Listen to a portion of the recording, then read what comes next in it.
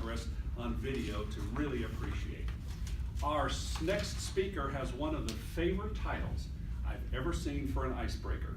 Speaking on the topic of a Reader's Digest version of a glimpse into my life, please join me in welcoming Mark Richards.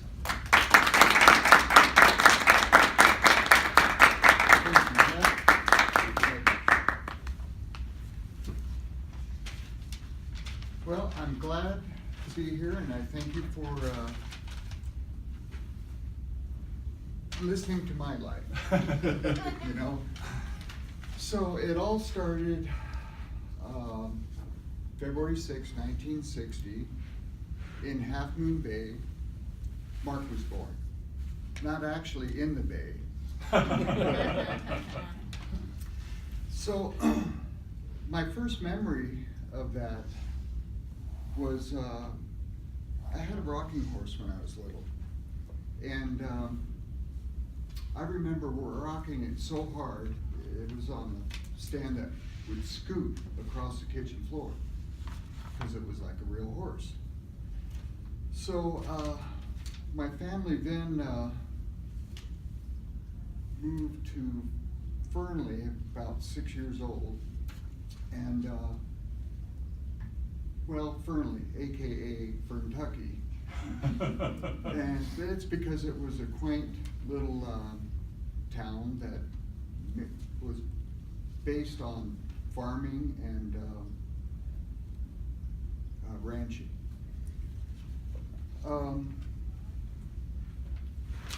Well, I pretty much spent all my life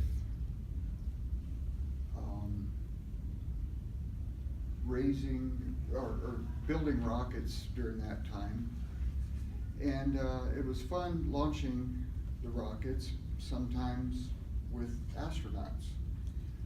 They were mice. They were mice from the chicken coop, and sometimes it would go well for them, and sometimes not so well. So let's see, went through school, and I took a test. I think it was an ACT test, but I scored high in science, and I got a scholarship to BYU, and I went there for one semester, and I go, I don't think I want to stick out 12 to 15 years until I get a paycheck. So I dropped out. So I got a job as a crusher, dryer, kiln operator, and I worked there for probably about a year, and I knew that wasn't my career path. So I took the power production test and got a job with Sierra Pacific at Tracy Power Plant. And then a few years after that, I got married and had a son named Sean. And let's see. And then I got an apprenticeship at the Bellamy Power Plant as a lab technician. So anyway, we moved back, and because my wife wanted to move back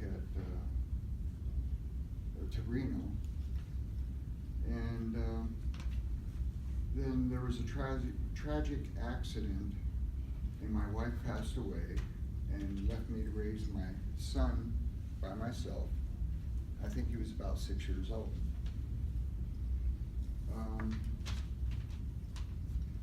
So in raising Sean, he participated in Take Your Child to Work Day.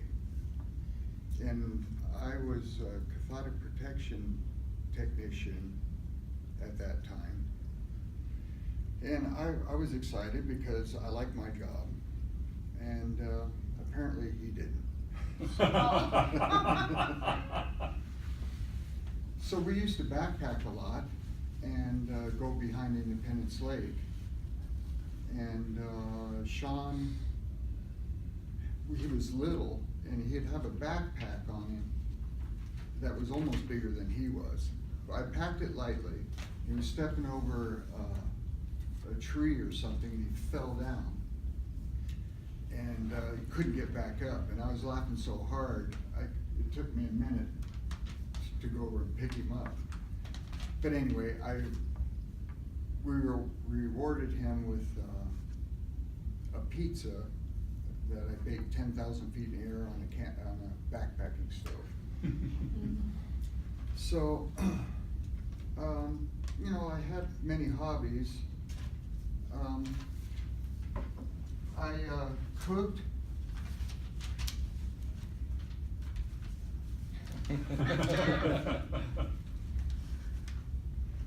I cooked, and actually I volunteered for a church, and also I took up advanced diving, rebuilding houses, fishing, hunting, rock hounding, and brewing.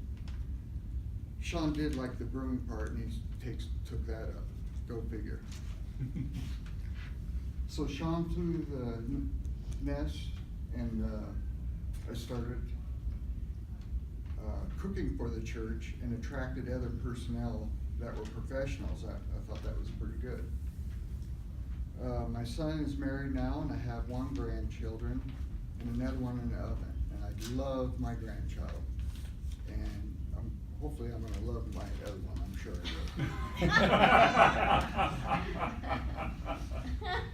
will. Okay, well, now I'm on my final chapter of NB Energy.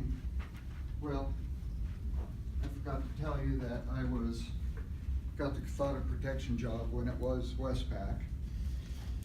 But anyway, I'm on my final chapter of NB Energy, and I am now the gas operation and maintenance trainer. Thank you.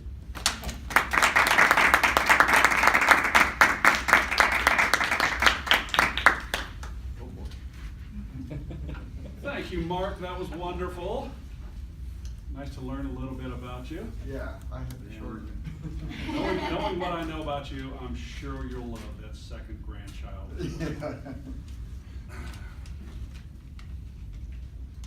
Please take a moment to write comments for Mark on his icebreaker, and hold on to those comments for the moment. We'll pass them all together along with votes when we finish the speech portion of our meeting.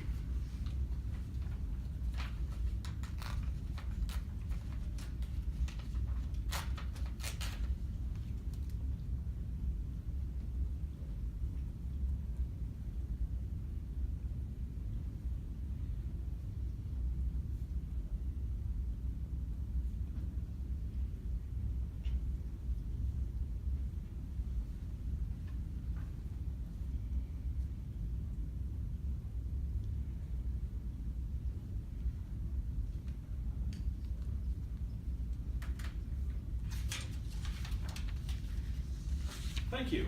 Our next speaker, Patty Pastrell, will be evaluated by our guest and area director today, Angie Rodriguez. Angie, would you be kind enough